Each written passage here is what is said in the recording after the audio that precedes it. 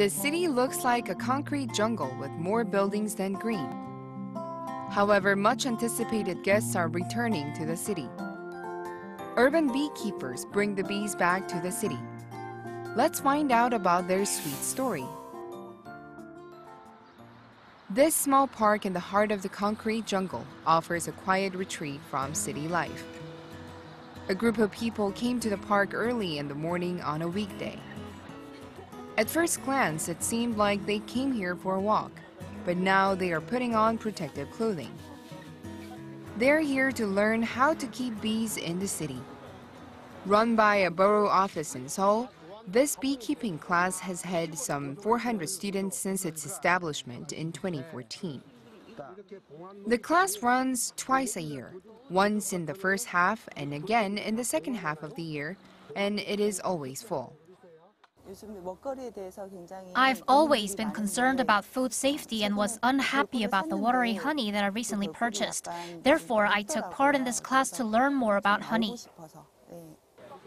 Some of them want to make their own honey, while others hope to take up beekeeping professionally in the near future.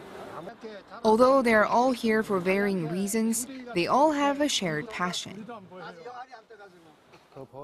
The importance of honeybees in our lives made me think that urban beekeeping deserves more attention. Each class runs for 6 months, and the students get to harvest honey as well. The class produces an average of 500 kilograms of honey every year, boosting the local economy. This bee farm is used as a medium to increase the bee population, preserve the ecosystem, and offer practical training for students.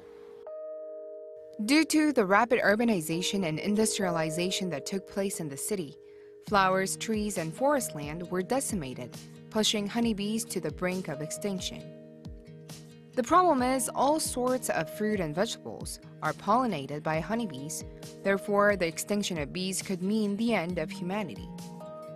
With a clear purpose, this urban beekeeping class was initiated as part of the environmental preservation campaign that began in Europe in 2000. We hope to prove that cities can also be home to wild bees and that we can make cities more ecologically friendly with bees. That's one of the factors that distinguishes urban beekeeping from traditional beekeeping. Haebangchon is one of the oldest neighborhoods in central Seoul, with some urban beekeepers on the rooftop. Among them are Yuarim and Lee Jong-chol. The two have been beekeeping in this area for 4 years. They check their hives once a week, something they anticipate. We have to check the bees on a regular basis to prevent any damage from harmful insects and maintain the ideal environment for them to breed. It's one of the most important factors in beekeeping. Now they know how comfortable or uncomfortable their bees are just by the buzzing, but things were very difficult in the beginning. We have faced many unexpected challenges since we started this bee farm.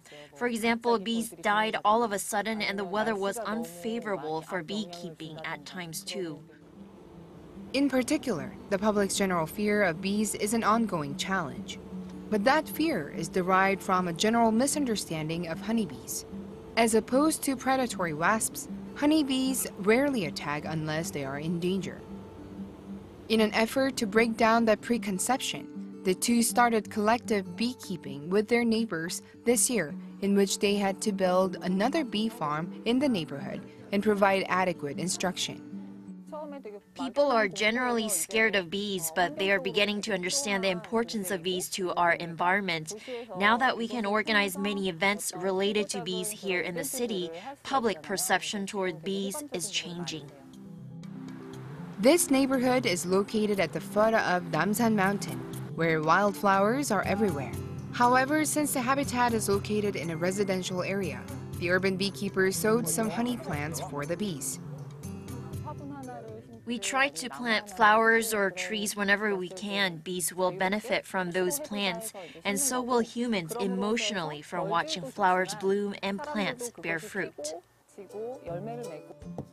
Creating a good environment for bees is the first and most important step to creating a good environment for humans.